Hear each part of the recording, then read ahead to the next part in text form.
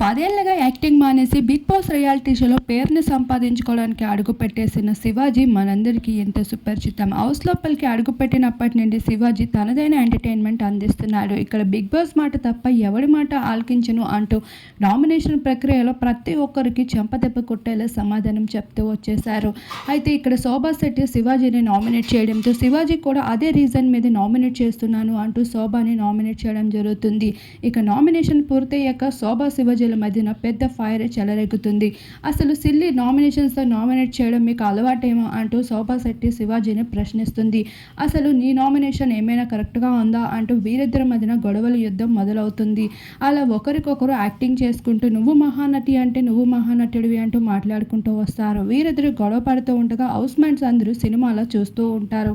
ఒకవైపు పల్లవి ప్రశాంత్‌ని హౌస్‌మేట్స్ అందరూ టార్గెట్ చేయగా శివాజీ బిహేవియర్‌పై కూడా హౌస్‌మేట్స్ అందరూ టార్గెట్ చేస్తూ వచ్చారు.